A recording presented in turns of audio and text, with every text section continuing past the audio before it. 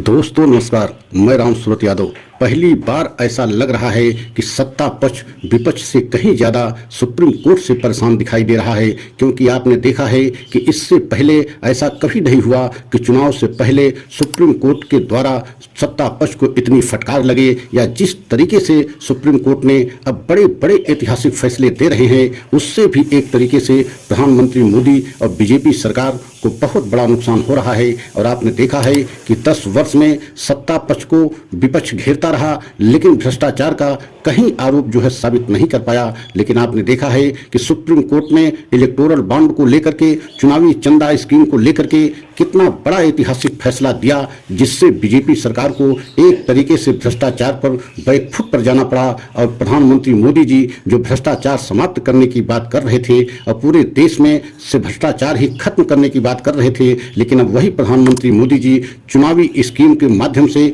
जिस तरीके से जो है डाटा पूरे देश के सामने आया है, चुनावी चंदा का डाटा जब से पूरे देश के सामने आया है, तब से प्रधानमंत्री और पूरी बीजेपी सरकार बैकफुट पे पहुंच गई है। क्योंकि चुनावी चंदा स्कीम के माध्यम से, चुनावी चंदा स्कीम के तहत कितना जो है चंदा पार्टियों को मिला, उसमें सबसे पहले नंबर पे बीजेपी रही। ये अलग विषय है कि और जो है पार्टियां भी चंदा पाई हैं, लेकिन सबसे अधिक लगभग 50 से 55% चंदा अकेली बीजेपी पाई है, और उसके बाद 45% में सभी जो है पार्टियां पाई हैं। तो आप समझ सकते हैं कि विपक्ष से कहीं ज़्यादा खतरा इस समय मोदी जी को जो है सुप्रीम कोर्ट से, और खासकर DY चंद्रचूड़ जब से चीफ जस्टिस बने हैं, तब से प्रधानमंत्री मोदी की एक तरीके से नींद उड़ गई है। और आज हम इसी पर खुलासा करेंगे कि आने वाले समय में और कौन से ऐसे ऐतिहासिक फैसले सुप्रीम कोर्ट से आने हैं, जिसमें प्रधानमंत्री मोदी को और बीजेपी सरकार को बड़ा नुकसान और एक तरीके से देश की जनता में छवि पर असर पड़ सकता है। तो आज हम इसी पर खुलासा करेंगे। लेकिन आप लोगों से निवेदन है, अनुरोध है कि अगर चैनल पर पहली बार हैं तो चैनल को लाइक सब्सक्राइब कर लें, वीडियो को अंत तक देखें। आपको सबसे पहले हम ये बताना चाहते हैं कि इलेक्टोरल बॉन्ड पर आपने देखा है कि सुप्रीम कोर्ट ने कितना कड़ा रुख अख्तियार किया था। उसके बाद जाकर के SBI जो है पूरा डाटा जो है प्रस्तुत किया, अन्यथा SBI जून तक का समय मांग रहा था। तो आपको समझ लेना चाहिए कि सुप्रीम कोर्ट इतना कड़ा सख्त रुख अख्तियार करते हुए SBI को 24 घंटे का समय दिया, अल्टीमेटम दिया कि 24 घंटे के अंदर चुनावी डाटा पूरी तरीके से इलेक्टोरल बॉन्ड के माध्यम से जो चंदा किस पार्टी को किसने दिया, पूरा डाटा 24 घंटे के अंदर चुनाव आयोग को आप दे दीजिए, अन्यथा आपके खिलाफ बहुत बड़ी कार्रवाई होगी। तब जाकर के SBI ने जो है पूरी तरीके से जो है चुनावी डाटा को दिया।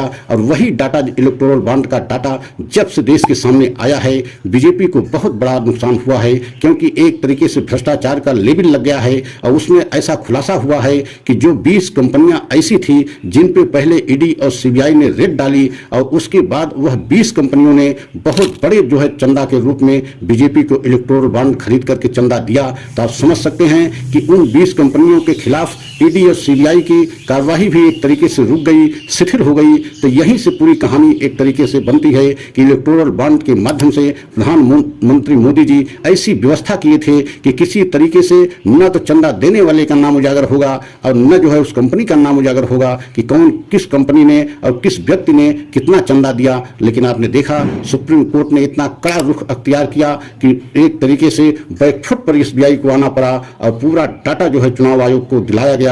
और चुनाव आयोग ने जैसे ये पूरा डाटा अपने वेबसाइट पे डाला, तभी से पूरे देश में तहलका मच गया है। और अब इस समय EVM को लेकर के जिस तरीके से पूरे देश में तहलका मचा हुआ है, उसको लेकर के भी सुप्रीम कोर्ट ने बड़ा जो है सख्त रुख अख्तियार करते हुए चुनाव आयोग को नोटिस जारी करके ये पूछ लिया है, जवाब दाखिल करने के लिए चुनाव आयोग को कहा है कि क्यों न VVPAT से सभी पर्चियों की गणना और EVM में पड़ी वोट से मिलान कराया जाए, इसमें क्या दिक्कत है। तो मतलब आप समझ सकते हैं कि ये बीजेपी के लिए और चुनाव आयोग के लिए भी बहुत बड़ा एक तरीके से झटका है, क्योंकि VVPAT से निकलने वाली पर्चियां पूरी तरीके से गणना होने लगेगी, और EVM में जितनी वोट पड़ी है उससे मिलान हो जाएगा।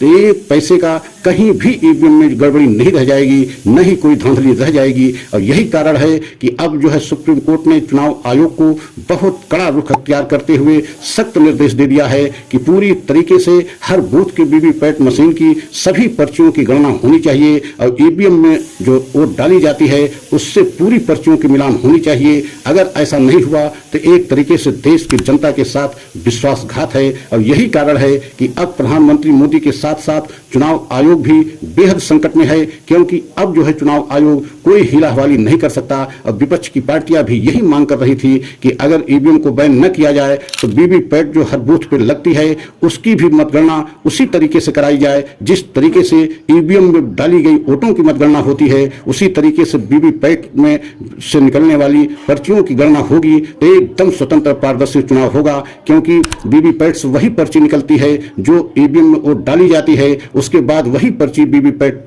मशीन से निकलती है। तो अगर उसकी भी गणना होने लगेगी तो आप समझ सकते हैं कि कहीं जो है गुंजाइश धांधली की नहीं रह जाएगी। और ईडी के अधिकारों को लेकर के इस समय जिस तरीके से पूरे देश में माहौल बना है उससे भी बीजेपी एकदम बैकफुट पे आ गई है। केजरीवाल को जब से गिरफ्तार किया गया है तभी से पूरे देश में ये मुद्दा आग की तरीके से फैला है। और आपने ये भी देखा है कि पूरे देश में ही नहीं अंतर्राष्ट्रीय मुद्दा जो है केजरीवाल का बन गया है।